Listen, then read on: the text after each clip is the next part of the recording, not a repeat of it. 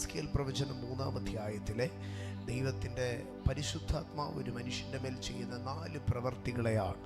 1, ദൈവം അവനെ മധുരം കൊണ്ട് നിറച്ചു. 2, അവൻ്റെ ശത്രുക്കളുടെ മുൻപാകെ അവൻ്റെ മുഖവും നെറ്റിയും കഠിനവും കടുപ്പവുമാക്കി അവനെ ചെറുത്ത് നിൽക്കുവാൻ ഒരു ശക്തി നൽകി.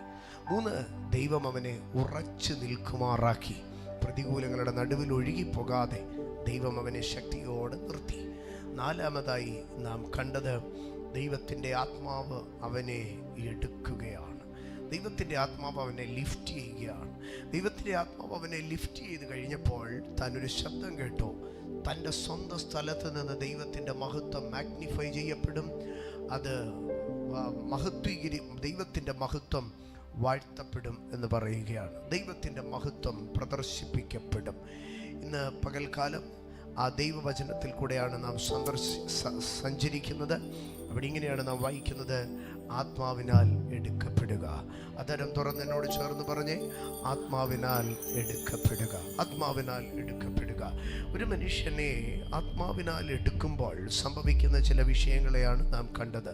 1, ദൈവം ഒരുത്തന് പകരമായി ശക്തിയും ബുദ്ധിയും കഴിവുമെല്ലാമുള്ള പൂർണ്ണനായ കടിഞ്ഞൂലിനെ മാറ്റി നിർത്തി ലേവ്യനെ ദൈവം ഉയർത്തിയെടുത്തിട്ട് പറയുകയാണ്, ഞാൻ നിന്റെ അഴകും അളവും പ്രാപ്തിയും നോക്കിയുമല്ല, നിന്റെ അയോഗ്യതകളെ നോക്കി ഞാൻ നിന്നെ എടുത്തിരിക്കുന്നു.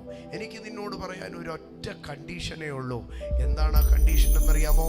നീ എനിക്ക് ഉള്ളവനായിരിക്കണം. അടുത്തത്, ഞാൻ നിന്നെ എടുത്താൽ എന്ത് ചെയ്യുമെന്നറിയാമോ? ഞാൻ നിന്നെ എടുത്ത് ശുദ്ധീകരിക്കും. ഞാൻ നിനക്ക് ഊതിക്കഴിക്കുന്നവൻ്റെ തീ പോലെയും അലക്കുന്നവൻ്റെ ചാരവെള്ളം പോലെയും ഇരിക്കും. ഞാൻ നിന്നെ ശുദ്ധീകരിക്കും എന്ന് പറയുകയാണ്. സ്തോത്രം. ദൈവം ഒരു മനുഷ്യനെ എടുക്കും എന്ന് പറയുമ്പോൾ ദൈവത്തിൻ്റെ പരിശുദ്ധാത്മാവ് ഒരു മനുഷ്യനിൽ നിന്ന് ഒരു സമൂലമായി അവനെ മൊത്തമായിട്ട് അങ്ങ് എടുക്കാം, അല്ലെങ്കിൽ അവനിൽ നിന്ന് ഏതെങ്കിലും ഒന്നെടുക്കാം, അല്ലെങ്കിൽ അവൻ്റെ കയ്യിലിരിക്കുന്ന ഒന്നെടുക്കാം. അതിൻ്റെ ഒരു ഭാഗം ഞാനൊന്ന് ഇൻട്രോ പറഞ്ഞ് അകത്തേക്ക് കയറുകയാണ്. യെശയ്യാപ്രവചനം 51-ാം അധ്യായത്തിലേക്ക് കടന്നു വരുമ്പോൾ, യെശയ്യാപ്രവചനം 51-ാം അധ്യായം അതിൻ്റെ 22-ാം വാക്യത്തിൽ ഇങ്ങനെയാണ് എഴുതുന്നത്, നിന്റെ കർത്താവായ യഹോവയും തൻ്റെ ജനത്തിൻ്റെ വ്യവഹാരം നടത്തുന്ന നിന്റെ ദൈവവുമായവൻ ഇപ്രകാരം അരുളി ചെയ്യുന്നു, ഞാൻ പരിഭ്രമത്തിൻ്റെ പാനപാത്രം, എൻ്റെ ക്രോധത്തിൻ്റെ പാനപാത്രപുടം തന്നെ നിന്റെ കയ്യിൽ നിന്ന് എടുത്തു കളഞ്ഞിരിക്കുന്നു, നീ ഇനി അത് കുടിക്കയില്ല. ആ വാക്യം നിർത്താതെ, ഗ്യാപ്പ് ഇടാതെ ഒറ്റ സ്ട്രെച്ചിലൊന്ന് വായിച്ചു തരാമോ?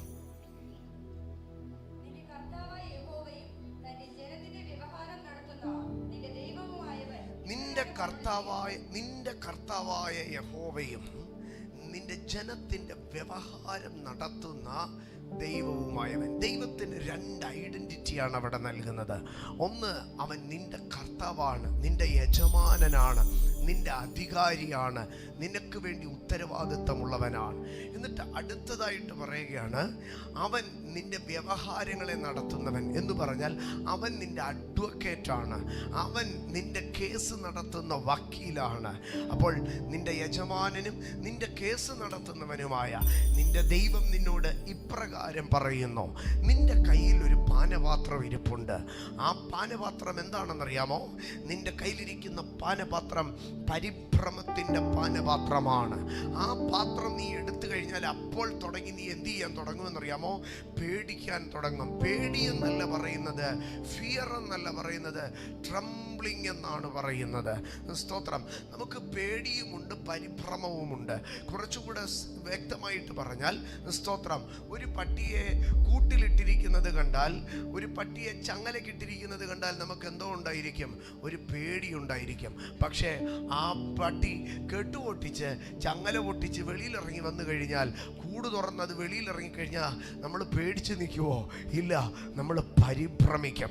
അപ്പോൾ കെട്ടുപൊട്ടിയ ദുർശക്തികൾ അതിൻ്റെ കൺട്രോൾ വിട്ട് നമ്മുടെ മേൽ വെളിപ്പെടാൻ തുടങ്ങുമ്പോഴാണ് നമ്മൾ പരിഭ്രമിക്കാൻ തുടങ്ങുന്നത്. എൻ്റെ സഹോദരങ്ങളെ, എനിക്കും നിങ്ങൾക്കും എല്ലാം എതിരെ ഒരു പൈശാചിക പോർമണ്ഡലമുണ്ട്. എനിക്കും നിങ്ങൾക്കും എതിരെ എല്ലാം ഒരു യുദ്ധമുണ്ട്. പക്ഷേ നമ്മളുടെ ശക്തിക്ക് മീതെ വെറുതെ അത് നമ്മളെ അറ്റാക്ക് ചെയ്യുമ്പോഴാണ് ഇതെന്തായി തീരുന്നത്? പരിഭ്രമമാകുന്നത്. കടലിൽ എപ്പോഴും ഓളമുണ്ട്, തിരമാലയുണ്ട്.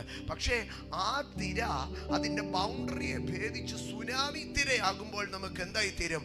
പേടിയല്ല, പരിഭ്രമമാണ്. കടൽ തീരത്ത് നിൽക്കുമ്പോൾ കടലിൻ്റെ തിര വരുന്നത് കാണുമ്പോൾ ആമേൻ, ഇങ്ങനെ അതിൻ്റെ അടുത്ത് പോയി നിന്നാൽ ആർക്കായാലും എന്ത് വരും? ഒരു കൊച്ചു ഭയം വരും. പക്ഷെ ആ തിര സുനാമി തിരയായി കഴിഞ്ഞാൽ നമുക്ക് ഭയമാണോ ഉള്ളത്?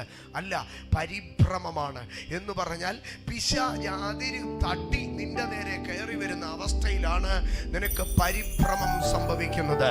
ഇന്ന് പകൽക്കാലം ഈ ആരാധനയിൽ ആത്മപകർച്ച നിന്റെ മേളിൽ സംഭവിക്കുമ്പോൾ പരിഭ്രമത്തിന്റെ പാനപാത്രം എന്ന് പറഞ്ഞാൽ ബൗണ്ടറി ക്രോസ് ചെയ്ത് നിന്റെ നേരെ കയറി വന്നു നിൽക്കുന്ന തിന്മയുടെ ദുരാത്മാക്കൾ ഇന്ന് പകൽ ദൈവിക അധികാരത്തിൽ തകർന്നു മാറുമെന്ന് പറഞ്ഞാൽ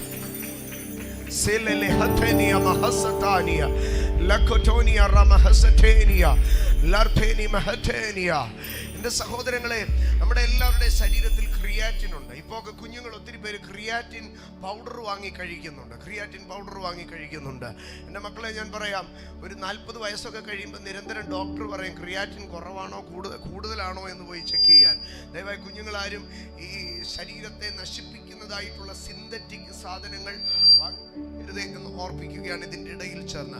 അപ്പം ക്രിയാറ്റിൻ മനുഷ്യന് ആവശ്യമുള്ള ഒരു സംഗതിയാണ്. പക്ഷേ ക്രിയാറ്റിൻ ഒരു പരുവത്തിന് മുകളിലേക്ക് കയറി കഴിഞ്ഞാൽ എന്ത് ചെയ്യുമെന്നറിയാമോ? മനുഷ്യൻ്റെ ശരീരമെല്ലാം നീര് വെക്കാൻ തുടങ്ങും, മനുഷ്യൻ്റെ കിഡ്നി പ്രവർത്തിക്കാൻ കഴിയാതാകും, അവൻ്റെ മുഖമൊക്കെ ഇങ്ങനെ തടിക്കാൻ തുടങ്ങും. അമ്മേ, ഇന്ന് പകൽ ഞാൻ പറയട്ടെ ദൈവമക്കളെ, നമ്മുടെ ജീവിതത്തിൽ ആവശ്യമായിരിക്കുന്ന സംഗതികളുണ്ട്. പക്ഷേ നമ്മുടെ ജീവിതത്തിലെ ഏതൊരു സാധനവും അത് ലെവലിന് മുകളിൽ കയറി കഴിഞ്ഞാൽ അത് നമ്മളെ പരിഭ്രമിപ്പിക്കുമെന്നാണ് അതിൻ്റെ അർത്ഥം. സങ്കടമില്ലാത്ത മനുഷ്യരാരേലും ഉണ്ടോ? എല്ലാ മനുഷ്യർക്കും സങ്കടമുണ്ട്. ജീവിതത്തിൽ ഭാരമില്ലാത്ത ആരാ ഉള്ളത്? അവന് ഒരു ഭാരവും ഇല്ലെന്ന് പറഞ്ഞു കഴിഞ്ഞാൽ അവൻ്റെ കിളി പോയെന്ന് തന്നെ അതിൻ്റെ അർത്ഥം. ജീവിതത്തിൽ നമുക്കൊരു ഭാരം ഉണ്ടാകണം, ശുശ്രൂഷയെക്കുറിച്ചൊരു ഭാരം ഉണ്ടാകണം, ജീവിതത്തിൽ കുഞ്ഞുങ്ങളെക്കുറിച്ചൊരു ഭാരം ഉണ്ടാകണം, എല്ലാറ്റിനെ കുറിച്ച് നമുക്ക് എന്തുണ്ടാകണം? ഒരു ഭാരം ഉണ്ടാകണം. ഭാരമുള്ളവന് മാത്രമേ എന്ത് ചെയ്യാൻ കഴിയത്തുള്ളൂ? ഭരിക്കാൻ കഴിയത്തുള്ളൂ. ഞാൻ ഒന്നുകൂടെ ആ സെന്റൻസ് പറയാം. ഭാരമുള്ളവന് മാത്രമേ ഭരിക്കാൻ കഴിയത്തുള്ളൂ. നമുക്കൊരു ടെൻഷൻ ഉണ്ടാകണം. നമുക്ക് എല്ലായ്പ്പോഴും ആമേൻ ഞാനൊരു ആകുലവും ഇല്ലാത്തവനാ, ചിന്തയില്ലാത്തവനാണെന്ന് പറയാൻ കഴിയത്തില്ല. കൊരിന്ത്യ ലേഖനത്തിൽ പൗലോസ് പറയുകയാണ്, നിങ്ങളുടെ ഇടയിൽ ഒരുത്തനൊരു ദുഷ്കർമ്മം ചെയ്യുന്നു, നിങ്ങൾ ഇതുവരെ അതിനെക്കുറിച്ചൊന്നും ദുഃഖിച്ചിട്ട് പോലുമില്ല, അതെനിക്ക് സഹിക്കാൻ പറ്റുന്നില്ല. ദൈവത്തിൻ്റെ സഭയല്ലേ, ദൈവം നോക്കിക്കോളൂ എന്ന് പറഞ്ഞ് എല്ലാവരും കണ്ണും കെട്ടി നടക്കുക. പക്ഷെ കർത്താവ് പറയാം അങ്ങനെയല്ല, പകരം എന്ത് ചെയ്യണം? നിനക്കൊരു ഉത്തരവാദിത്വം വേണം. പക്ഷേ ഈ ഭാരം നമുക്ക് താങ്ങാൻ കഴിയാത്ത ഭാരമായി കഴിയുമ്പോഴാണ് ആമേൻ അവിടെ അതിന്മേൽ ഒരു വിടുതൽ സംഭവിക്കേണ്ടത്. ഇന്ന് പകൽക്കാലം ഞാൻ എൻ്റെ ദൈവമക്കളോട് പറയട്ടെ, നമുക്കെല്ലാവർക്കും ഒരു ഭാരം വേണം. ആ ഭാരമാണ് നമ്മുടെയൊക്കെ കുഞ്ഞുനാളി ആൺപിള്ളേരെയൊക്കെ മാതാപിതാക്കൾ കളിയാക്കും. പെൺപിള്ളേരെ അങ്ങനെയല്ല കളിയാക്കും. പെൺപിള്ളേരെ സപ്പോർട്ട് ചെയ്യുക, ആൺപിള്ളേരെ കളിയാക്കും. പരീക്ഷ വന്ന് തലേ കയറിയിട്ടും ഇവൻ ഒരു കൂസലും ഇല്ലാതെ നടക്കുന്നത് നോക്കെന്ന് പറയും. അപ്പം മാതാപിതാക്കൾ പറഞ്ഞു ഇവൻ്റെ അടുത്ത് എന്തോ കൊടുക്കും?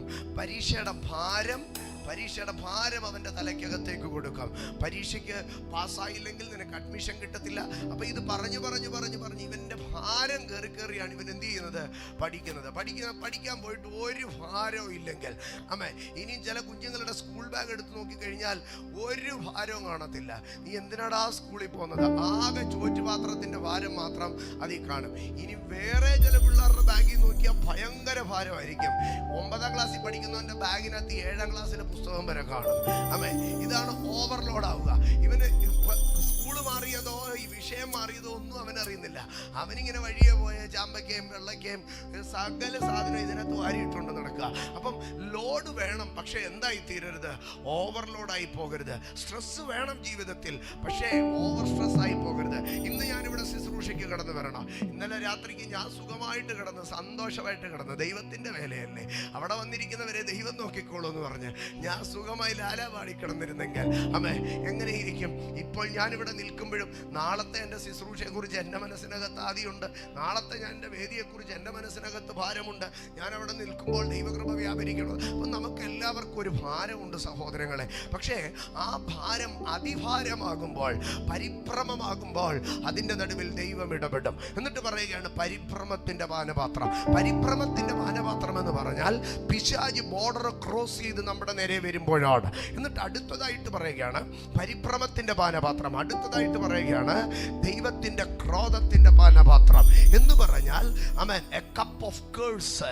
ആമേൻ ഇന്നലകളിൽ നമ്മുടെ പിതാക്കന്മാരോ നമ്മുടെ കുടുംബത്തിൻ്റെ ഏതെങ്കിലും പിന്നാമ്പുറങ്ങളിൽ ഒരു തെറ്റ് ചെയ്തെങ്കിൽ ആ തെറ്റിൻ്റെ ശാപം നമ്മളെ പിന്തുടരുക തന്നെ ചെയ്യും. ഒരു തെറ്റിൻ്റെ ശാപം നമ്മളെ പിന്തുടരുക തന്നെ ചെയ്യും. ആമേൻ. ഞാൻ എൻ്റെ കുഞ്ഞുങ്ങൾ യൗവനക്കാരോടൊക്കെ പറയട്ടെ, സ്കൂളിൽ പഠിക്കുന്ന സമയത്ത് നമ്മൾ തമാശനായിരിക്കും. നമ്മുടെ ഒരു സഹപാഠിയെ, അവൻ ഒരുപക്ഷെ ബുദ്ധി കുറഞ്ഞവനായിരിക്കും, പ്രാപ്തി കുറഞ്ഞവനായിരിക്കും, അവൻ്റെ ഉടുപ്പെ വാല് കെട്ടി അവനെ ക്ലാസ്സിലിട്ട് 30 പിള്ളേരുടെ നടുവിൽ പരിഹസിച്ചിട്ടുണ്ടെങ്കിൽ, അവൻ്റെ കണ്ണ് നിറഞ്ഞിട്ടുണ്ടെങ്കിൽ, അവൻ്റെ ഹൃദയം വേദനിച്ചിട്ടുണ്ടെങ്കിൽ ആ ഏങ്ങലടി അന്തരീക്ഷത്തിൽ കിടക്കുക തന്നെ ചെയ്യും. സ്തോത്രം. ഞാൻ പറയട്ടെ, ഒരു കുഞ്ഞിനെ ബോഡി ഷെയിം ചെയ്തിട്ടുണ്ടെങ്കിൽ, അവന് വണ്ണമുണ്ടായിരിക്കാം, അവൻ ഇരുണ്ടതായിരിക്കാം, അവൻ എന്തെങ്കിലും ആയിരിക്കട്ടെ, അവനെ ബോഡി ഷെയിം ചെയ്ത് അവൻ്റെ ഹൃദയം ഏങ്ങലടിച്ചിട്ടുണ്ടെങ്കിൽ ആ ഏങ്ങലടി അന്തരീക്ഷത്തിൽ കിടക്കുക തന്നെ ചെയ്യുക. അതുപോലെ ഏതെങ്കിലും ഒരു ബന്ധങ്ങൾക്കകത്ത് ഞാൻ ഒറ്റ വാക്കിൽ പറയാം, മനസ്സിലാകുന്ന ഭാഷയിൽ പറയാം, വഞ്ചനയോ തേപ്പോ നടന്നിട്ടുണ്ടെങ്കിൽ അതിൻ്റെ ഏങ്ങലടി അന്തരീക്ഷത്തിൽ കിടക്കുക തന്നെ ചെയ്യും. അനുവാദമില്ലാതെ ഒരുത്തൻ്റെ ഒരുത്തിയുടെ ശരീരത്തിൽ തൊട്ടിട്ടുണ്ടെങ്കിൽ അതിൻ്റെ ഏങ്ങലടി അന്തരീക്ഷത്തിൽ കിടക്കുക തന്നെ ചെയ്യുക. നമ്മുടേതല്ലാത്ത ഒന്ന് നമ്മുടെ പോക്കറ്റിൽ വന്നിട്ടുണ്ടെങ്കിൽ അതിൻ്റെ ഏങ്ങലടി കിടക്കുക തന്നെ ചെയ്യുക. അമ്മേ, എവിടെയെങ്കിലും ഒരു എൻക്രോച്ച് നമ്മൾക്ക് അവകാശമില്ലാത്തതൊന്നിനെ നമ്മൾ പിടിച്ചെടുത്തിട്ടുണ്ടെങ്കിൽ അതിൻ്റെ ഏങ്ങലടി കിടക്കുക തന്നെ ചെയ്യുക. അതുകൊണ്ടാണ് യേശു ഭവനത്തിലേക്ക് കയറി വന്നപ്പോൾ സക്കായി തിരിഞ്ഞു നിന്നൊരു കാര്യം പറഞ്ഞു, കർത്താവേ, ചതിവായി വല്ലതും വാങ്ങിയിട്ടുണ്ടെങ്കിൽ തിരിച്ചു കൊടുക്കാമെന്നല്ല പറഞ്ഞത്. ചതിവായി വല്ലതും വാങ്ങിയിട്ടുണ്ടെങ്കിൽ അത് 4 ഞാൻ നാലിരട്ടിയായിട്ട് തിരികെ കൊടുക്കാം. ഇന്ന് പകൽ ഞാനൊരു കാര്യം പറയട്ടെ, നമ്മുടെ കൈകളുടെ പ്രവർത്തികൾ കൊണ്ടൊരു കേഴ്സും നമ്മുടെ മേളിൽ കിടക്കരുത്. നമ്മൾ ആരുമായിട്ടെങ്കിലും എന്തെങ്കിലും കൊടുക്കൽ വാങ്ങലുകളുണ്ടെങ്കിൽ, നമ്മൾ ആരുമായിട്ടെങ്കിലും എന്തെങ്കിലും വിഷയങ്ങളുണ്ടെങ്കിൽ, ആരുടെയെങ്കിലും കണ്ണ് നമ്മൾ മുഖാന്തരം നിറഞ്ഞിട്ടുണ്ടെങ്കിൽ, ആരുടെയെങ്കിലും മനസ്സ് നമ്മൾ മുഖാന്തരം വ്യാകുലപ്പെട്ടിട്ടുണ്ടെങ്കിൽ, ആരെക്കുറിച്ചെങ്കിലും നമ്മളൊരില്ലാത്ത വർത്തമാനം പറഞ്ഞിട്ടുണ്ടെങ്കിൽ, ആരെക്കുറിച്ചെങ്കിലും നമ്മളൊരു ദോഷം പറഞ്ഞിട്ടുണ്ടെങ്കിൽ, ഒരിക്കലും അത് നമുക്കൊരു ഗുണകരമായി തീരത്തില്ല. അത് നമ്മുടെ ജീവിതത്തിൽ നമ്മളതിനെ ഒഴിച്ചു കളയണം. എന്തിനേറെ പറയുന്നു, ഞാൻ കുറച്ചും കൂടെ താണിറങ്ങി പറയാം. ആമേൻ. നമ്മുടെ ഒരു കൂട്ടുവിശ്വാസിയുടെ, അല്ലെങ്കിൽ നമ്മുടെ ഒരു കൂട്ടു സഹോദരൻ്റെ, നമ്മുടെ ഒരു അയൽക്കാരൻ്റെ ഒരു കുഞ്ഞിൻ്റെ ജീവിതത്തിൽ ഒരു വീഴ്ച പറ്റിയെന്നിരിക്കട്ടെ. ആമേൻ. ഒരിക്കലും അത് പരസ്യമാക്കി നമ്മൾ ഉപദ്രവിക്കരുത്. ആ കുഞ്ഞിൻ്റെ ഭാവിക്ക് ഒരു നഷ്ടം വന്നു കഴിഞ്ഞാൽ ആമേൻ അതിൻ്റെ ഏങ്ങലടി നമുക്കെതിരെ കിടക്കും. ഞാൻ എറണാകുളത്ത് ശുശ്രൂഷ ചെയ്യുമ്പോൾ ഒരു എൻ്റെ ചർച്ചിലെ ഒരു വിശ്വാസി, ആ വിശ്വാസിയുടെ മകൻ എറണാകുളത്ത് ഒരു കോളേജിൽ പഠിക്കുകയാണ്. എറണാകുളത്തിൻ്റെ ബോർഡറിലാണ്. അത് മഹാരാജാസിൻ്റെ കോട്ടയം എം ജി യൂണിവേഴ്സിറ്റിയുടെ കീഴിലുള്ള കോളേജാണ്. ഒരു റീവാലുവേഷന് കൊടുക്കാൻ വേണ്ടി അവൻ ബൈക്കിൽ പോകുമ്പോൾ അവൻ്റെ കൂടെ പഠിക്കുന്ന ഒരു പെൺകുട്ടിയെ അവൻ ആ ബൈക്കിൽ കയറ്റിക്കൊണ്ടുപോയി. അവിടെ സഭയിലെ വേറെ ഒരു വിശ്വാസി, കുടുംബത്തോട് വ്യക്തിവൈരാഗ്യമുള്ളയാൾ, ആമേൻ, അതിനെക്കുറിച്ച് നാട് മുഴുവൻ പരത്തി. ഒരു ബന്ധവും ഈ കുഞ്ഞുങ്ങൾ തമ്മിലില്ലായിരുന്നു. പറഞ്ഞു പരത്തി ആക്ഷേപിക്കാവുന്നതിൻ്റെ പരമാവധി ആക്ഷേപിച്ചു. പക്ഷേ ആ നാളുകൾ കഴിഞ്ഞു, വർഷങ്ങൾ കഴിഞ്ഞു. ഈ പറഞ്ഞ കുടുംബത്തിൽ സംഭവിച്ച തിന്മകരമായ, ലജ്ജാകരമായ സംഭവങ്ങൾ ഒരു പ്രാവശ്യമല്ല, 2 പ്രാവശ്യമല്ല, നീണ്ടൊരു സീരീസ് ആയിട്ട് ആരംഭിച്ചു. ഞാൻ പറഞ്ഞതിൻ്റെ സാരം, ഒരു ശാപവും നമ്മളായിട്ട് നമ്മുടെ കുടുംബത്തിൽ വാങ്ങിക്കെട്ടരുത്. നമ്മളെ സംബന്ധിക്കാത്ത ഒരു വിഷയത്തിലും നമ്മൾ ഇടപെടുവാൻ പോകരുത്. ആമേൻ. ഒരു ദൈവദാസനെതിരെ, ഒരു ദൈവ പൈതലിനെതിരെ, ഒരു സഹോദരനെതിരെ, ഒരു സഹപ്രവർത്തകനെതിരെ, ഒരു ദേശത്തിലൊരുത്തനെതിരെ, ഒന്നിനു പോലും. ഞാൻ എൻ്റെ അടുക്കലൊക്കെ വാഹനങ്ങൾ പ്രാർത്ഥിക്കാൻ വരുമ്പോൾ ഞാൻ പ്രാർത്ഥിക്കുന്ന ഒരു വാക്കുണ്ട്, ഒരു ചെറു പ്രാണി പോലും ഈ വാഹനം മുഖാന്തരം കൊല്ലപ്പെടരുത് എന്ന്. ഞാൻ ദിവസവും വാഹനം എടുക്കുമ്പോൾ ആഗ്രഹിക്കുന്ന ഒരു വിഷയം, ഒരു തെരുവ് നായ പോലും എൻ്റെ വണ്ടി കൊണ്ട് തട്ടരുത് എന്നാണ്. ആമേൻ. എൻ്റെ സഹോദരങ്ങളെ, നാം മുഖാന്തരം ഒരുത്തൻ്റെയും കണ്ണ് നിറയരുത്. നാം മുഖാന്തരം ഒരു മൃഗത്തിൻ്റെ പോലും കണ്ണ് നിറയരുത്. നാം മുഖാന്തരം ആമേൻ ഒരു കറക്ഷനുമായി ബന്ധപ്പെട്ട് നമ്മൾ ഒരുപക്ഷെ ചിലരെ ദുഃഖിപ്പിച്ചേക്കാം. പൗലോസ് പറയുന്നുണ്ട്, എൻ്റെ ലേഖനം ഹേതുവായി നിങ്ങൾ ദുഃഖിച്ചു, അത് ദൈവഹിതപ്രകാരമായ ദുഃഖം നിങ്ങളെ മാനസാന്തരത്തിലേക്ക് കൊണ്ടുവന്നു. ഒരപ്പൻ വഴക്ക് പറയുമ്പോൾ കുഞ്ഞു കരയും, ഒരമ്മ ശാസിക്കുമ്പോൾ കുഞ്ഞു കരയും. ആവിധമായിട്ടുള്ള ദുഃഖമല്ല, അതുപോലെ ഒരു സഹോദര സ്നേഹത്തിലുള്ള ദുഃഖമല്ല. അതിനപ്പുറമായി മനസ്സ് തകർക്കുന്ന ഒരു പ്രവൃത്തി നമ്മുടെ ജീവിതത്തിൽ നിന്ന് വരരുത്. അതൊരു കോപത്തിന്റെ പാനപാത്രമായിരിക്കും. എന്നാൽ നാം അറിയാതെ നമ്മുടെ പിതാക്കന്മാരുടെ കാലത്തുള്ള ഏതെങ്കിലും ഒരു കേഴ്സ് നമ്മളെ ഫോളോ ചെയ്യുന്നുണ്ടെങ്കിൽ, ആമേൻ, അപ്പോൾ ഒരു പക്ഷേ ചോദിച്ചേക്കാം, കർത്താവായ യേശുവിൻ്റെ കാൽവറിയിൽ എല്ലാ കേഴ്സും മാറിയതല്ലേ? സ്നാനപ്പെട്ടപ്പോൾ എല്ലാ കേഴ്സും തീർന്നില്ലേ എന്ന് ഞാൻ തിരികെ ഒരു വാക്യം നിങ്ങളോട് പറയാം. അവൻ നമ്മുടെ പാപങ്ങളെ ചുമന്നുകൊണ്ട് ക്രൂശിന്മേൽ കയറി, അവൻ്റെ അടിപ്പിണരുകളാൽ സൗഖ്യം വന്നുമിരിക്കുന്നു. കാൽവറിയിൽ സൗഖ്യം വന്നില്ലേ? സ്നാനപ്പെട്ടപ്പോൾ ഇത് കിട്ടിയില്ലേ? പിന്നെ നിങ്ങൾക്ക് എങ്ങനെ രോഗം വരുന്നേ? പിന്നെ എനിക്കെങ്ങനെ അസുഖം വരുന്നത്? അങ്ങനെയെങ്കിൽ ഞാൻ പറയാം, നമ്മുടെ ജീവിതത്തിലെ അസുഖങ്ങളുടെ മേൽ, നമ്മുടെ ജീവിതത്തിലെ രോഗങ്ങളുടെ മേൽ അപ്ലൈ ചെയ്യേണ്ടതാണ് ആ വാക്യം. അങ്ങനെയെങ്കിൽ ഞാൻ പറയാം, ലൈഫിൽ എവിടെയെങ്കിലും ഒരു കേഴ്സ് നിങ്ങളെ ചേസ് ചെയ്യുന്നു എന്ന് തോന്നുന്നുവെങ്കിൽ, നിങ്ങൾ കർത്താവായ യേശുവിൻ്റെ കാൽവറി മുഖാന്തരം ആ കേഴ്സിനെ ബ്രേക്ക് ചെയ്യണം, ആ കേഴ്സിനെ കീഴ്പ്പെടുത്തണം. ആ കേഴ്സ് ബ്രേക്ക് ചെയ്യുന്നത് ഒരു പാസ്റ്ററുടെ അതോറിറ്റിയിലല്ല, ആ കേഴ്സ് ബ്രേക്ക് ചെയ്യുന്നത് ഒരു മനുഷ്യന്റെ അതോറിറ്റിയിലല്ല, അത് കാൽവറിയുടെ അധികാരത്തിലാണ്. ആമേൻ. ഞാൻ പറഞ്ഞു വരുന്നത്, ദൈവത്തിന്റെ ആത്മാവ് അവനെ എടുക്കുന്നു. എന്താണ് എടുക്കുന്നത്? ഞാൻ നിന്റെ കയ്യിൽ നിന്ന് പരിഭ്രമത്തിന്റെ പാനപാത്രം, കോപത്തിന്റെ പാനപാത്രം തന്നെ എടുത്തു കളഞ്ഞിരിക്കുന്നു. ഇന്ന് പകൽ ഇതിനകത്ത് പരിശുദ്ധാത്മാവിന്റെ സാന്നിധ്യം വെളിപ്പെടുമ്പോൾ ഞാൻ വ്യക്തമായി ദൈവം എനിക്ക് നൽകുന്ന കൺഫർമേഷനകത്ത് ഇറങ്ങി നിൽക്കുന്ന പരിശുദ്ധാത്മാവിന്റെ സാന്നിധ്യത്തിൽ ഞാൻ വിളിച്ചു പറയുന്നു, ഇന്ന് ഇതിനകത്ത് പരിശുദ്ധാത്മാവ് നിന്നെ ലിഫ്റ്റ് ചെയ്യുമ്പോൾ, എന്തൊരു കേഴ്സ് ആകട്ടെ, ഫാമിലി കേഴ്സ് ആകട്ടെ, ഏത് ടെറിട്ടോറിയൽ കേഴ്സ് ആകട്ടെ, ഇന്ന് പകൽക്കാലം ഇതിനകത്ത് കേഴ്സ് ബ്രേക്ക് ആവുകയാണ്. യേശു ക്രിസ്തുവിന്റെ നാമത്തിൽ എല്ലാ ശാപങ്ങളുടെ മേലും ഞാൻ ജയമെടുക്കുന്നു. പരിശുദ്ധാത്മാവിന്റെ അധികാരത്തിൽ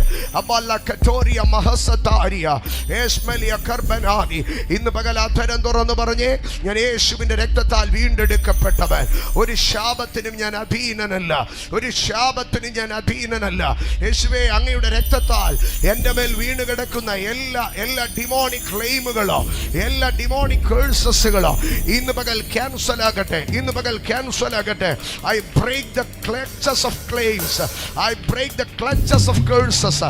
യേശുവിന്റെ നാമത്തിൽ, യേശുവിന്റെ നാമത്തിൽ, യേശുവിന്റെ നാമത്തിൽ ഇന്ന് പകൽക്കാലം ഇതിനകത്ത് ആരെങ്കിലും ഒരു വ്യക്തിപരമായ ശാപത്തിനകത്ത് അലട്ടപ്പെടുന്നുണ്ടെങ്കിൽ ഈ മിനിറ്റുകളിൽ പ്രാർത്ഥിച്ചു കൊണ്ടിരുന്നാട്ടെ. ദൈവശക്തി നിന്റെ ചങ്ങലയെ പൊട്ടിക്കുകയാണ്. പരിശുദ്ധാത്മാവ് എടുക്കുമ്പോൾ പരിഭ്രമ പാനപാത്രം എടുത്തു മാറ്റും. പരിശുദ്ധാത്മാവ് എടുക്കുമ്പോൾ ക്രോധപാനപാത്ര പുടം എടുത്തു മാറ്റും. പാനപാത്ര പുടം എന്ന് പറഞ്ഞാൽ പാനപാത്രത്തിലെ മട്ട് എന്നാണ് അതിൻ്റെ അർത്ഥം. എന്ന് പറഞ്ഞാൽ തലമുറയായി ഒരു ശാപപാത്രം കുടിച്ചുകൊണ്ടിരിക്കുക. ഇപ്പൊ മുകളിലത്തെ എല്ലാം കുടിച്ചു ഇപ്പൊ അവസാനം എന്തേ ഉള്ളൂ? മട്ട്. ഇന്ന് പകൽ ഞാൻ ചോദിക്കട്ടെ, മേളിലത്തെ അത് കുടിക്കുന്നതാണോ പാട്, മട്ട് കുടിക്കുന്നതാണോ പാട്? ഇന്ന് പകൽ നിന്റെ കാലത്ത് വരെ ശാപം നിൽക്കുമെന്ന് പറഞ്ഞ്, ശാപം നിന്റെ കാലത്ത് അഴിയുമെന്ന് പറഞ്ഞ് നീ ആ ശാപത്തെ കുടിക്കാൻ തിന്ന കുഞ്ഞെ, തെളിയല്ല കുടിക്കേണ്ടത്, മട്ട കുടിക്കേണ്ടി വരുന്നത്. അതിനാൽ ഇന്ന് പകൽക്കാലം അടിഞ്ഞു കിടക്കുന്ന ചില ശാപ മട്ടുകൾ നിന്നെ കൊണ്ട് കുടിപ്പിക്കുമെന്ന് പിശാച് വാദിച്ചു നിൽക്കുമ്പോൾ, ഇന്ന് പകൽ അതിന്റെ മട്ടിനെ ആ ഡ്രഗിനെ കർത്താവ് വലിച്ചെടുത്തു കളയുകയാണ്. നീ ആ മട്ട് കുടിക്കത്തില്ല. ദൈവ പാനപാത്ര പുടം, ആ മട്ട് ദൈവം തട്ടിക്കളയുന്നു. പരിശുദ്ധാത്മാവ് ഇതാ നിന്റെ കയ്യിൽ നിന്ന്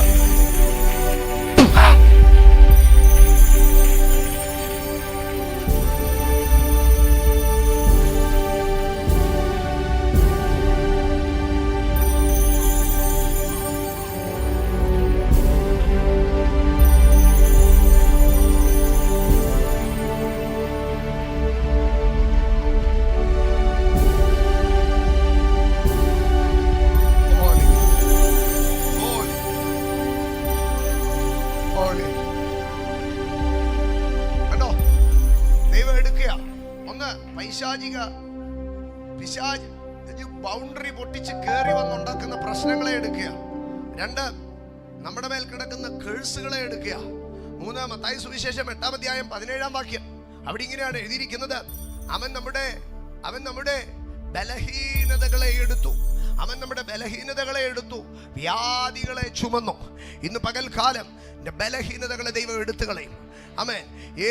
ഏത് വിഷയത്തിൽ നീ ബലഹീനനാണോ, may be physically, financially, spiritually, നിന്റെ ബലഹീനതകളെ എടുത്തു കളയും. ദൈവത്തിന്റെ ആത്മാവ് ഒരു മനുഷ്യന്റെ മേൽ വരുമ്പോൾ അവന്റെ ബലഹീനതകളെ എടുത്തു കളയും. അവന്റെ ബലഹീനതകളെ എടുത്തു കളയും. ആമേൻ.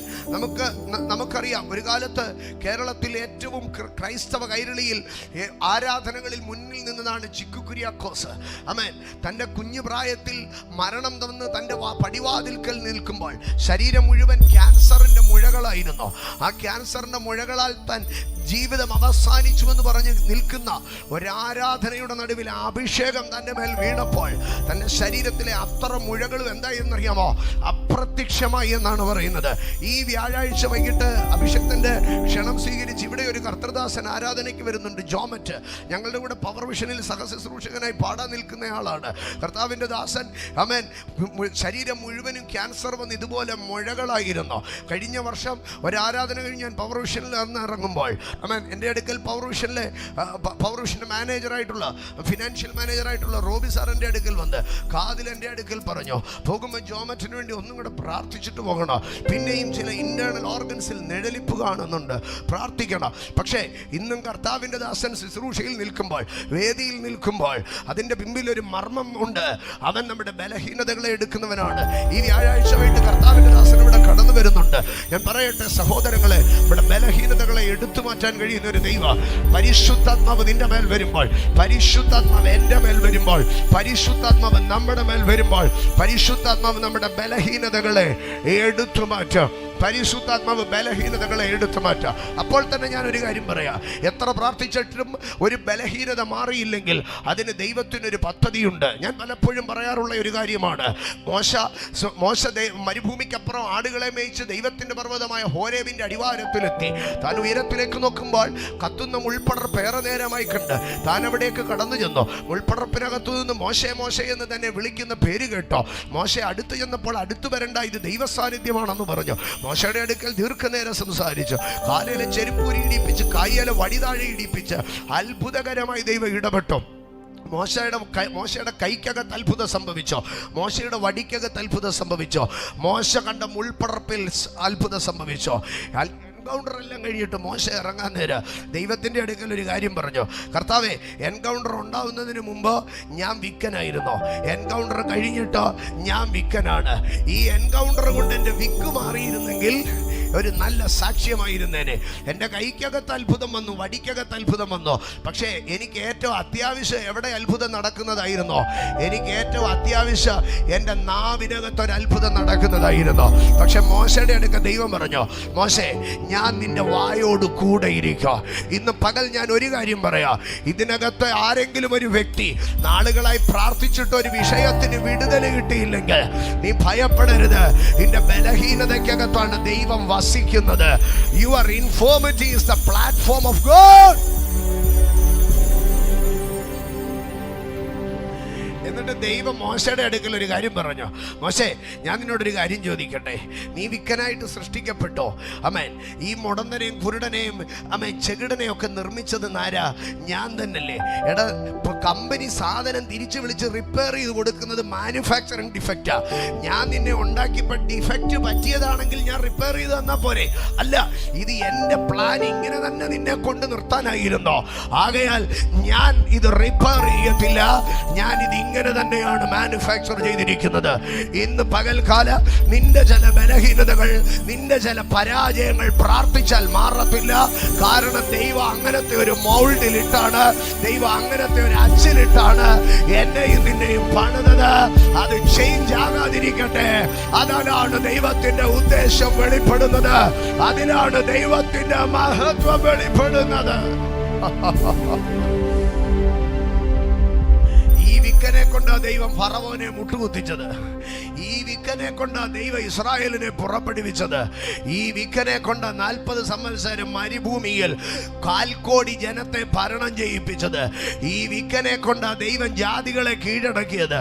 ഈ വിക്കനെ കൊണ്ട് ചെങ്കടലിനെ വിഭജിച്ചത്. ഈ വിക്കനെ കൊണ്ട് തീക്കൽ പാറയിൽ നിന്ന് വെള്ളം പുറപ്പെടുവിച്ചത്. ഈ വിക്കനെ കൊണ്ട് കാടയും മന്നയും വരുത്തിയത്. ഈ വിക്കനെ കൊണ്ട് ദൈവം അഗ്നിസർപ്പങ്ങളെ വരിയൊടച്ച് നിലക്കിട്ടത്. ഈ വിക്കനെ കൊണ്ട് ദൈവം കോരഹിരെ മത്സരികളെ ഭൂമിക്കടിയിൽ വിഴുങ്ങിക്കളഞ്ഞത്. ഈ വിക്കനെ കൊണ്ട് ദൈവത്തിന്റെ ഭൂമിയിലെ 1ാമത്തെ ടെമ്പിള് പണിയിപ്പിച്ചത്. ഈ വിക്കനെ കൊണ്ട് ആദ്യത്തെ പുരോഹിതനെ അഭിഷേകം ചെയ്യിപ്പിച്ചത്. ഈ വിക്കനെ കൊണ്ട് ദൈവം ന്യായാധിപന്മാരുടെ അധികാരം കൈമാറിയത്. ഈ വിക്കനെ കൊണ്ട് ഇസ്രായേലിൽ ദൈവം പ്രവാചകന്മാരെ അഭിഷേകം ചെയ്തത്. ഈ വിക്കനെ കൊണ്ട് ദൈവം ഇസ്രായേലിൽ ന്യായപ്രമാണം നൽകിയത്. ദൈവത്തിനൊരു വിക്കനെ ആവശ്യമായിരുന്നു. ദൈവത്തിനൊരു വിക്കനെ ആവശ്യമായിരുന്നു.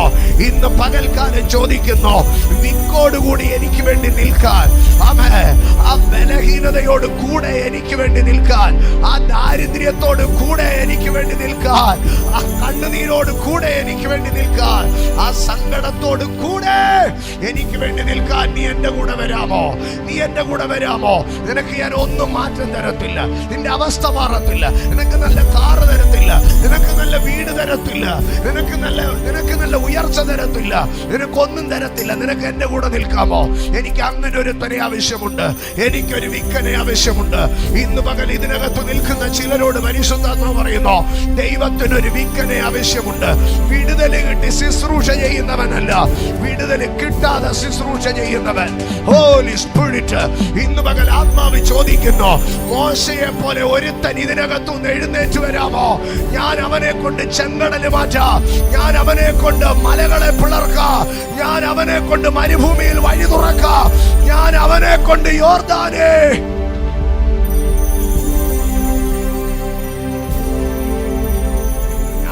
കൊണ്ട് യോർദാനെ പിരിക്കുന്ന ഒരു യോശുവയെ എഴുന്നേൽപ്പിക്കാം. എല്ലാരും പറയും മോശ യോർദാൻ കടന്നില്ലെന്ന്. പക്ഷെ ഞാൻ തിരിച്ചു പറയോ, യോർദാൻ പിരിച്ച യോശുവയെ ട്രെയിൻ ചെയ്തെടുത്തത്, മെന്റർ ചെയ്തെടുത്തത് ആരാണെന്നറിയാവോ? ഈ മോസസ് ആണെന്നേ. യോർദാൻ കടക്കാൻ തക്കവണ്ണം പൗരോഹിത്യ ക്രമം പ്രാപിച്ച പുരോഹിതന്മാർക്ക് ക്രമം എഴുതി കൊടുത്തത് ആരാണെന്നറിയാമോ? ഈ മോശയാണെന്നേ. യോർദാന്റെ അടിവാരത്തിൽ പെട്ടകം ചുമന്നുകൊണ്ട് നിന്ന പുരോഹിതന്മാരെന്ന് എഴുതിയിരിക്കുന്നു. ഈ പെട്ടകത്തിന്റെ പ്ലാൻ വരച്ചു കൊടുത്തത് ആരാണെന്നറിയാമോ? അത് മോസസ് ആണെന്നേ. യോശുവ യോർദാനെ വിഭജിക്കുമ്പോൾ മോശയുടെ സാക്ഷ്യം അവിടെ ഉണ്ടായിരുന്നു. ഇന്ന് പകൽക്കാല ദൈവത്തിനൊരു വിക്കനെ വേണോ? അത്ഭുതങ്ങൾ ചെയ്യുവാൻ, വിടുതൽ കിട്ടി, മാന്യത കിട്ടി, വിസ കിട്ടി, പാസ്പോർട്ട് കിട്ടി, ദൈവത്തിന് വേണ്ടി എന്തെങ്കിലും ചെയ്യുന്ന ഒരുത്തനെ അല്ല, ഒന്നും കിട്ടാഞ്ഞിട്ടും തമ്പുരാന് വേണ്ടി നിൽക്കാൻ കൽപ്പുള്ള ഒരുത്തനെ ദൈവത്തിന് വേണോ?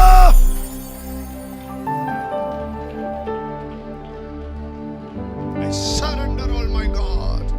I surrender all my God. I surrender all my God. Jesus. കർത്താവ് എടുക്കുകയാ.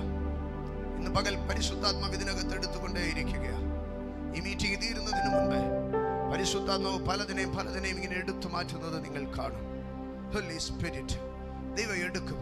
നമ്മുടെ പ്രശ്നങ്ങളെ എടുക്കും, നമ്മുടെ പരിഭ്രമങ്ങളെ എടുക്കും, നമ്മളോടുള്ള കേഴ്സുകളെ എടുക്കും, നമ്മുടെ ബലഹീനതകളെ എടുക്കും. നമ്മളെ അവൻ നന്നായി നടത്തും. ഇന്ന് പകൽ വിശ്വസിക്ക്, എന്നെയും നിങ്ങളെയും അല്ല നമ്മളെ എടുക്കുവാൻ ഒരു ദൈവമുണ്ട്. ദൈവം ഒരു മനുഷ്യനെ എടുക്കുമ്പോൾ സംഭവിക്കുന്ന അടുത്ത ഭാഗത്തിലേക്ക് ഞാൻ പ്രവേശിക്കുകയാണ്. സംഖ്യാപുസ്തകത്തിലേക്ക് ആവർത്തന പുസ്തകത്തിലേക്ക് കടന്നു വരുമ്പോൾ, ആവർത്തന പുസ്തകം 32-ാം അധ്യായം അതിൻ്റെ 11-ാം വാക്യത്തിൽ ഇങ്ങനെയാണ് എഴുതിയിരിക്കുന്നത്: കഴുകൻ തൻ്റെ കൂടനക്കി കുഞ്ഞുങ്ങൾക്ക് മീതെ പറക്കുന്നത് പോലെ ഞാൻ ചിറക് വിരിച്ച് അവനെ എടുത്തു. തൻ ചിറക് വിരിച്ച് അവനെ എടുത്തു. ദൈവം ഒരുത്തനെ എടുത്തു കഴിഞ്ഞാൽ, ആവർത്തനം 32:11, ദൈവം അവനെ എടുത്താൽ ചിറകിനകത്തായിരിക്കും അവനെ എടുക്കുന്നത്. അവനെ എടുക്കുക. എൻ്റെ സഹോദരങ്ങളെ, from the nest to the wings, കൂട്ടിൽ നിന്ന് ചിറകിലേക്ക് ദൈവം ഒരു മനുഷ്യനെ എടുക്കുമ്പോൾ അവൻ്റെ ലൈഫിൽ ഒരു ഷിഫ്റ്റ് സംഭവിക്കുക. ആ ഷിഫ്റ്റിന് ഞാൻ ഇങ്ങനെ പേര് പറയും: കൂട്ടിൽ കൂട്ടിൽ നിന്ന് ചിറകിലേക്ക്. ദൈവം എടുത്താൽ പിന്നെ കൂട്ടിലിരിക്കത്തില്ല, ദൈവം എടുത്താൽ പിന്നെ ചിറകിൽ കയറുക. ഇന്ന് പകൽ ഞാൻ ഇതിന് മുമ്പേ ഉള്ള ബ്രേക്കിനകത്ത് ഞാൻ അഭിഷക്തന്റെ അടുക്കൽ പറഞ്ഞു, പരിശുദ്ധാത്മാവ് ഇന്ന് ഭയങ്കരമായി അനോയിന്റഡ് സെർവൻസുമായിട്ട്, മിനിസ്റ്റേഴ്സുമായിട്ട്, ശുശ്രൂഷയ്ക്കുള്ള നിയോഗമുള്ളവരുമായിട്ട് പരിശുദ്ധാത്മാവ് കണക്ട് ആകുന്ന ഒരു പകലായത് കേട്ടോ. ദൈവം ഒരുത്തരെ എടുക്കുകയാണ്, അവനെ കൂട്ടിൽ നിന്ന് ചിറകിലേക്ക്. നിയോഗമുള്ളവൻ പറഞ്ഞ് കൂട്ടിനകത്ത് നിന്ന് ചിറകിലേക്ക്.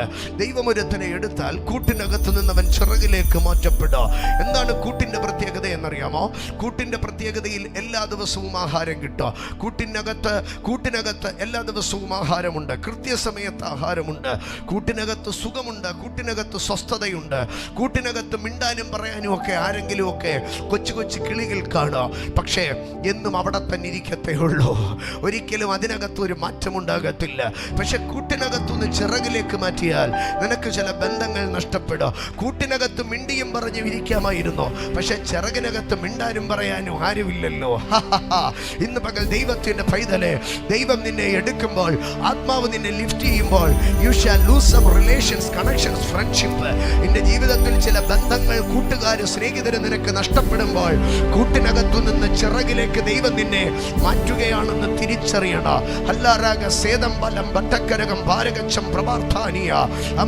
കൂട്ടിനകത്ത് കഴുകൻ വരുമ്പോൾ കഴുകൻ എന്താ ചിന്തിക്കുന്നതെന്നറിയാമോ? ഈ കുഞ്ഞിന് എന്ത് കൊടുക്കണം, ഈ കുഞ്ഞിന് എന്ത് കൊടുക്കണം, ഈ കുഞ്ഞിന് എന്ത് കൊടുക്കണം. പക്ഷെ ചിറകിന്മേൽ കയറിയ കുഞ്ഞിനെ കുറിച്ച് ഈ കുഞ്ഞിന് എന്ത് കൊടുക്കണമെന്നല്ല ചിന്തിക്കുന്നത്, ഈ കുഞ്ഞിനെ എനിക്ക് ഉയരത്തിലെത്തിക്കണമെന്നുള്ളതാണ്. അതാണ് ഞാൻ മുൻപേ പറഞ്ഞത്, നിയോഗമുള്ളവനോട് പരിശുദ്ധാത്മാവ് ഭയങ്കര സോഫ്റ്റ് ആയിട്ട് ഇടപെടത്തില്ല. ഞാൻ ഒന്നുകൂടെ പറയുകയാണ്, നിയോഗമുള്ളവന്റെ അടുക്കൽ പരിശുദ്ധാത്മാവ് ഭയങ്കര സോഫ്റ്റ് ആയിട്ട് ഇടപെടത്തില്ല. പരിശുദ്ധാത്മാവ് ഒരു ചെറിയ ഹാർഡായിട്ട് ഇടപെടത്തുള്ളൂ. എപ്പോഴും മോനെ, ചക്കരെ, പൊന്നെ, പാവേ ഒന്നും വിളിച്ചോണ്ടിരിക്കത്തില്ല. പരിശുദ്ധാത്മാവ് പറയും, ദൈവത്തിന്റെ മനുഷ്യ നീ അങ്ങോട്ട് എഴുന്നേക്കടോ എന്ന് പറയുക. പരിശുദ്ധാത്മാവ് ഭയങ്കര ഹാർഡായിട്ട് ഇടപെടുക. ഇന്ന് പകൽ ഞാൻ ഈ ദൈവസന്നിധാനത്തിൽ നിൽക്കുമ്പോൾ പരിശുദ്ധാത്മാവ് എന്നെ ഇങ്ങനെ ഒത്തിരി പൊന്നുപോലെയൊന്നുമല്ല കൊണ്ട് നടത്തേക്കുന്നത്. യെരമ്യാവ് ഒരു കാര്യം പറഞ്ഞു, ഞാൻ അവന്റെ കോപത്തിന്റെ വടിയുടെ കഷ്ടത കണ്ട മനുഷ്യന് അവൻ എന്നെ വെളിച്ചത്തിലല്ല ഇരുട്ടിലത്ര നടത്തിക്കൊണ്ട് വന്നതെന്ന്. പരിശുദ്ധാത്മാവ് നിന്നെ ട്രെയിൻ ചെയ്തെടുക്കുമ്പോ അവൻ അലക്കുന്നവന്റെ ചാരവെള്ളം പോലെ, ഊതിക്കഴിക്കുന്നവന്റെ തീ പോലെ ഇരിക്കുക. പരിശുദ്ധാത്മാവ് ചിലരെ കൂട്ടിൽ നിന്ന് ചിറകിലേക്ക് ലിഫ്റ്റ് ചെയ്യാൻ പോവുകയാണ്. പരിശുദ്ധാത്മാവ് ലിഫ്റ്റ് ചെയ്യുകയാണ്. ഇന്ന് പകൽ ദൈവിക അധികാരത്തിൽ കൂട്ടിനകത്തു നിന്ന് ചിറകിലേക്ക് ആത്മാവ് നിന്നെ ലിഫ്റ്റ് ചെയ്യുകയാണ്. Holy spirit Meseri kalmara thani katol khari artheni lakhtani larthoni bala baba baba shaloria rathenia hatana hasadenia larkha nama harthenia lasmo ruse rekeni alshevele ratheni ramba lajana hasi larthenia. ഇതിനകത്ത് അറ്റ്മോസ്ഫിയർ പതുക്കെ മാറി തുടങ്ങുകയാണ്. Holy spirit, പരിശുദ്ധാത്മാവ് ഇതിനകത്ത് അന്തരീക്ഷത്തെ മാറ്റിയെടുക്കുകയാണ്. ഇതിപ്പോൾ എല്ലാവർക്കും sense ചെയ്യാൻ കഴിയത്തില്ല. നിയോഗത്തിന്റെ തീപ്പൊരി കടക്കുന്നവരിലേക്ക് കണക്ട് ആകുക. നിയോഗത്തിന്റെ തീപ്പൊരി കടക്കുന്നവരിലേക്ക് ഇത് സ്പാർക്ക് അടിക്കുകയാണ്. ഇതൊരു സ്പാർക്കിംഗ് പ്രസൻസ് ആണ്. വ്യക്തിപരമായി ചിലരിലേക്ക് സ്പാർക്ക് അടിച്ചു കയറുന്ന ഒരു അറ്റ്മോസ്ഫിയർ ഇതിനകത്ത് ഓപ്പൺ ആവുകയാണ്.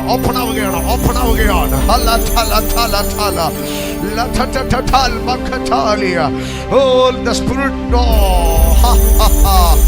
യേശുവിന്റെ നാമത്തിൽ അറ്റ്മോസ്ഫിയർ ചേഞ്ച് ആകും.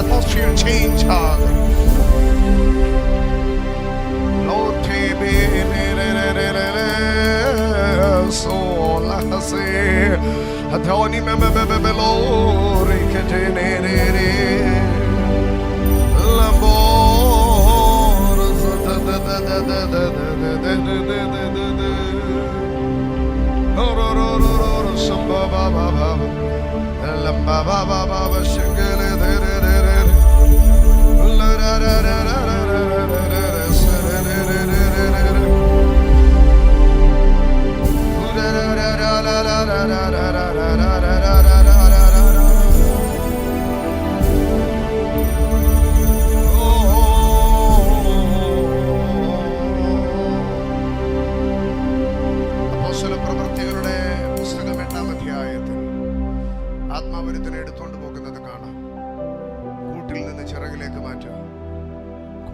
ചിറകിലേക്ക് മാറ്റുക. ആ മനുഷ്യൻ ആരംഭത്തിൽ എവിടെയാ ശുശ്രൂഷിക്കുന്നതെന്ന് അറിയാമോ? ശമര്യയുടെ പട്ടണങ്ങളിൽ. ശമര്യയുടെ പട്ടണം എന്ന് പറഞ്ഞാൽ ഔട്ട്കാസ്റ്റഡ് പീപ്പിൾ, ഗണ്യമാക്കപ്പെടാത്ത ചിതറപ്പെട്ടവരുടെ ഇടയിൽ ഫിലിപ്പോസ് ശുശ്രൂഷിക്കുക.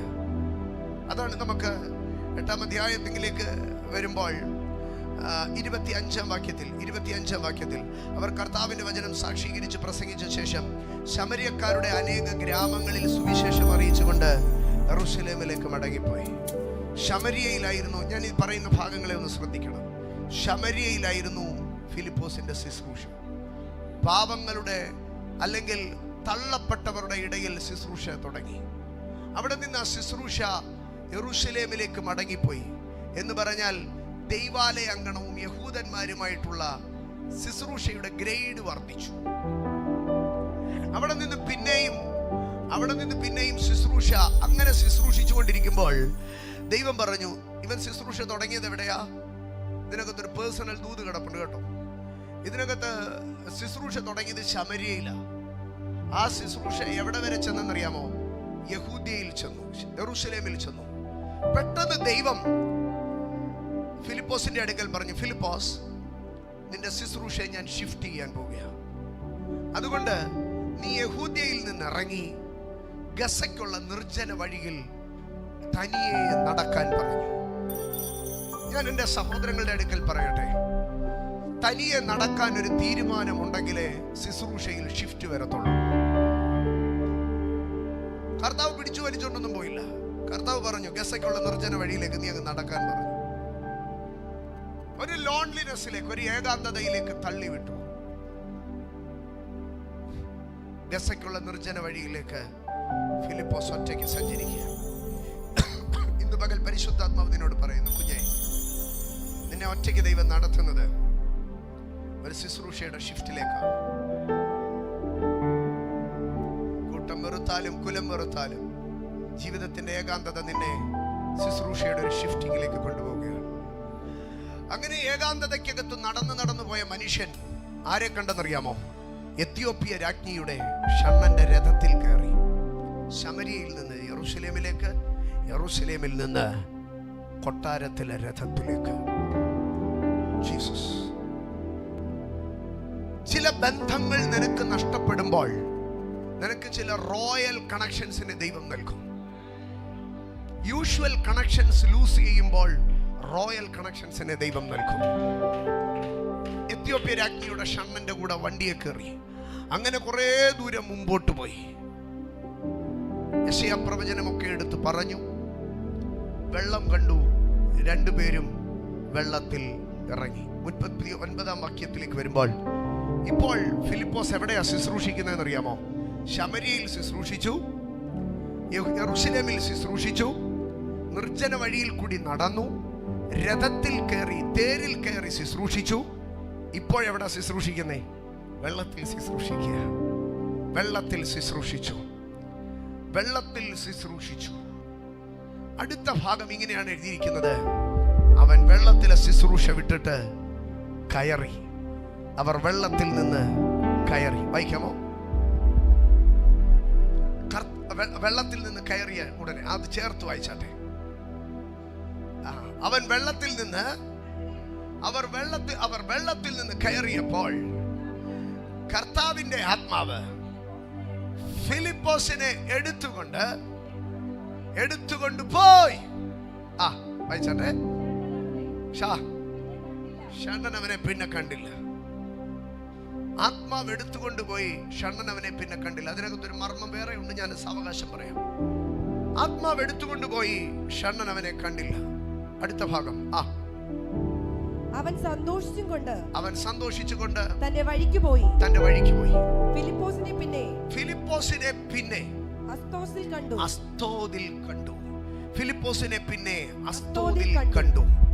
അസ്തോദ് എന്ന് പറയുന്നത് 5 ഫെലിസ്തീയ സിറ്റികളാണുള്ളത്. ഫെലിസ്തീയ പട്ടണങ്ങൾ 5 എണ്ണം. അതിലൊന്നാണ് അസ്തോദ്. ഈ അസ്തോദിലെ ദേവനാണ് ദാഗോൻ. അസ്തോദിലെ മനുഷ്യരെയാണ് മൂലക്കുരു വെച്ച് ബാധിച്ചത്. അപ്പോൾ ഫിലിപ്പോസ് ശമര്യയിൽ പോയി സുവിശേഷം പറഞ്ഞു, യെരൂശലേമിൽ പോയി സുവിശേഷം പറഞ്ഞു. തേരിൽ കയറി സുവിശേഷം പറഞ്ഞു. വെള്ളത്തിലായിരുന്നു. വെള്ളത്തിൽ എന്തുവായിരുന്നു ശുശ്രൂഷ? സ്നാനപ്പെടുത്തുകയായിരുന്നു. ആർക്ക് സ്നാനപ്പെടുത്താം? പക്ഷേ സ്നാനപ്പെടുത്തുന്ന ശുശ്രൂഷയിൽ നിന്ന് താൻ അങ്ങോട്ട് മുകളിലേക്ക് കയറിയപ്പോൾ ആത്മാവ് തന്നെ വന്നങ്ങോട്ട് പൊക്കി. എന്നിട്ട് പറഞ്ഞു, നിന്റെ ശുശ്രൂഷയുടെ ലെവല് മാറി. നീ ഇതുവരെ യഹൂദന്മാരെ കണ്ട ശുശ്രൂഷിച്ചേ. നീ ഇതുവരെ തേരിനകത്ത് കയറി ബൈബിള് വായിക്കുന്നവനോട് ആ ബൈബിള് പറഞ്ഞു കൊടുത്തത്.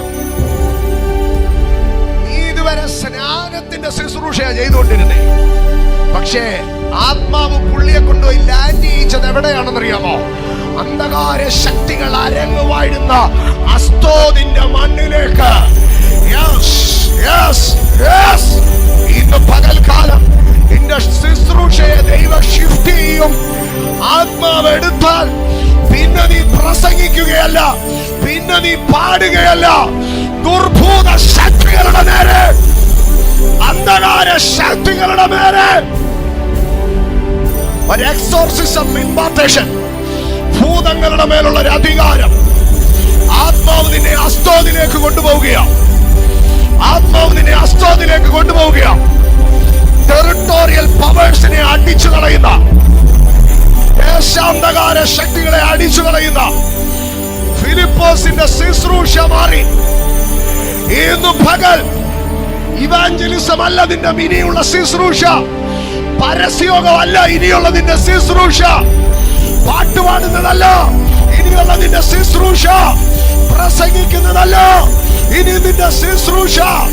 പകരം നീ ഭൂതങ്ങളെ കീഴടക്കും.